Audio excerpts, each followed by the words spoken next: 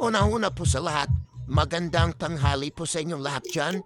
Siyempre sa mga silent followers po natin, shoutout po sa inyo at maraming salamat po sa mga followers po natin. At siyempre sa mga nag-follow po sa amin, ito po si Sir, no? Shoutout po sa inyo, yan po sila. Kakain po tayo ng balut ngayon. Yan, ito yung tinatawag natin balut sa puti. Napakasarap po nito. Alam naman natin, pag bumibili tayo ng mga balut sa tindahan, inahanap natin yung ganito, yung balut sa puti. Kasi bakit? Buong buo kasi sila, no? Pag kinakain natin talagang malalasap mo yung sarap, lalo na yung sabaw niya. Kaya meron tayong suka dyan, talagang napakahasim at simple. Yung marami sili, ayan no, napakasarap niyan. Buong buo talaga. Sarap talaga ng balut. Marami kasi tayong alaga, no? Ito yung kagandahan sa atin.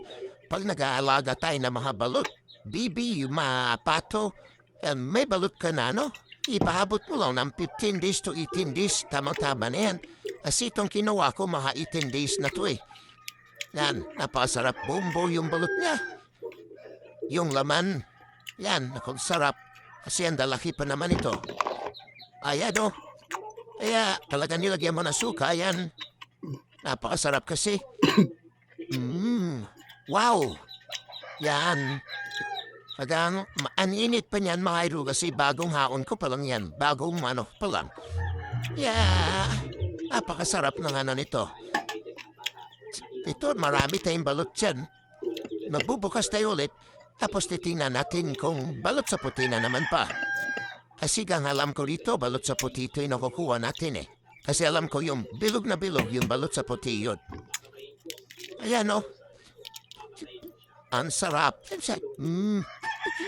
Sarap. Sarap yung rap. Oh.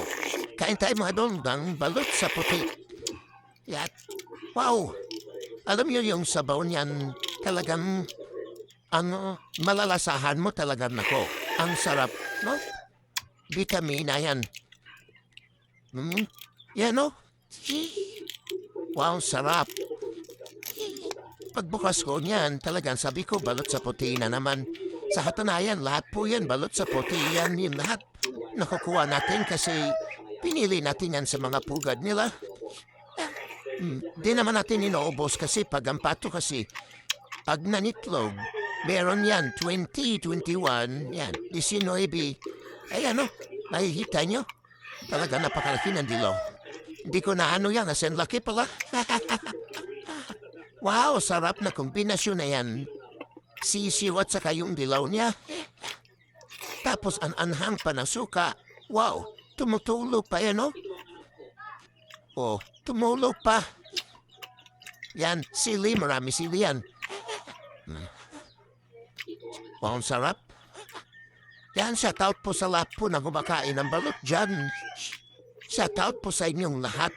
At maraming salamat ulit mga idol sa mga walang sawa niyong suporta sa amin at panunood sa mga content namin. Maraming salamat sa inyo at shoutout sa inyong lahat dyan.